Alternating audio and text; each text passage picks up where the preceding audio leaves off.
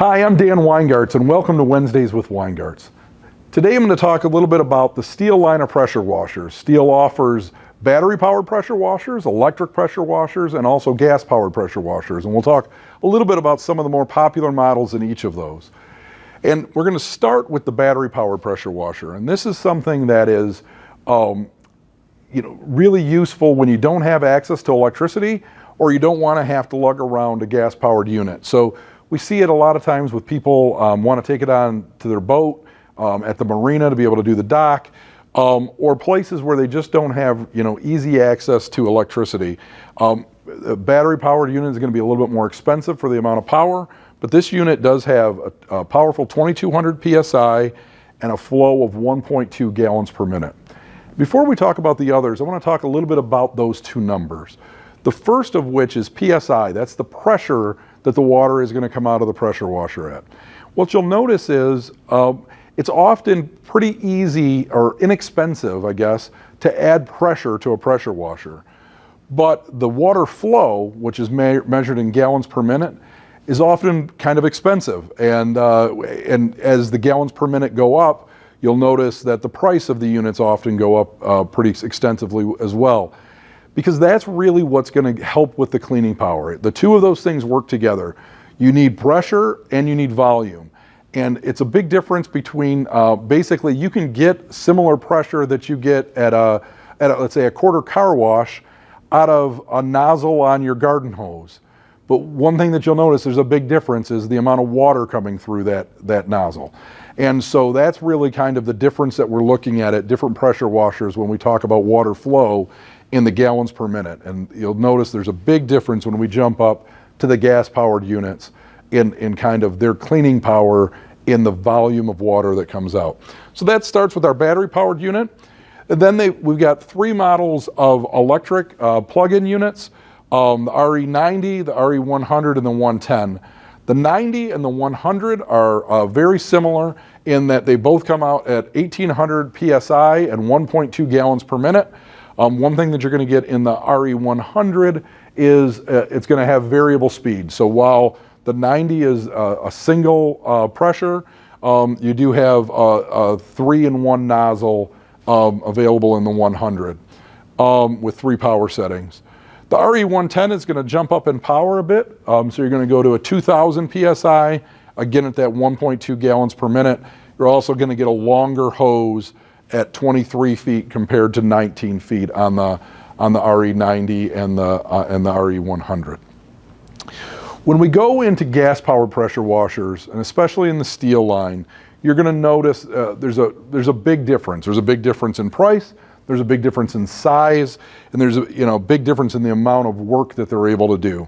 All of the Stihl branded pressure washers are designed for professional use. So these are pressure washers that can be used every day. Mostly still, I would say still sold to homeowners for work around the house, but they have that kind of power and ability. I'm going to start with the RB400. It is they call it the Dirt Boss. It's a 2700 PSI pressure washer at 2.7 gallons per minute. So now you can see quite a big difference in both the PSI, but especially you're talking over double the amount of water coming through those as in the electric.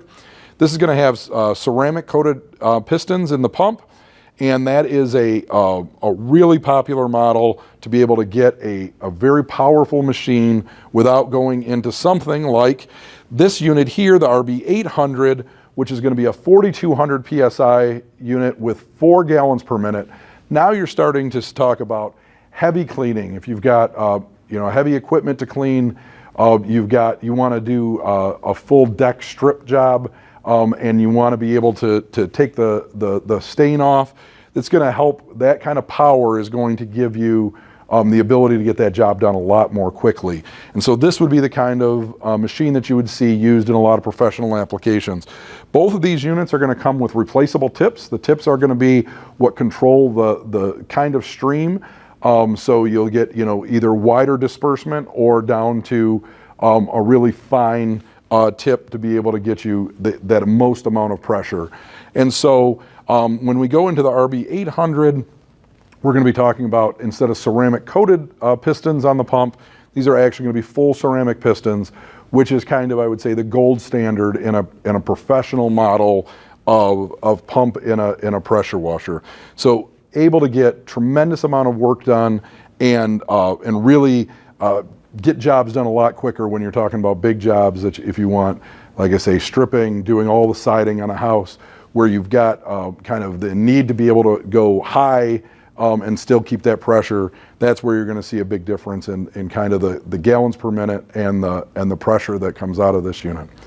Anytime I'm going to talk about pressure washers, I also want to talk about one mistake that people often make with pressure washers that make them less happy with the performance. And that is, pressure washers build pressure all the time, not just when you're using them. And so one thing that I want to always remind people is if you own a pressure washer, you don't want it to sit idle for more than about a minute before you relieve the pressure before you pull the trigger and get that pressure out of there. Otherwise, it's working in bypass. That pump is working in bypass, and that water is just getting hotter and hotter, and it can break down the seals. And people will say, we've had people that will say, like, this is the first time I've ever used it. I was doing this big project around the house. I ran the unit all day, and the pump seals blew out of it. Well, what's happening is they're going and they're sweeping an area, or they're taking a leaf blower and blowing off an area that they're doing. They're letting it sit there for 10, 15, 20 minutes while that unit's just building up pressure.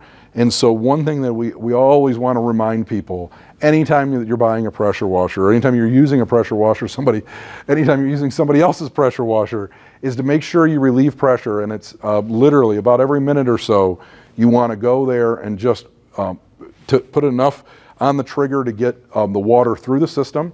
These pumps all cool with water coming through them, and so when you relieve that pressure, you give the water a chance to recycle, and you're not keeping kind of hot water recycling in the system. And so always something we want to remind people of anytime we talk about the pressure washer industry. So that's a little bit about the different models of our Stihl pressure washers, and I appreciate you taking the time with me today. Weingartz,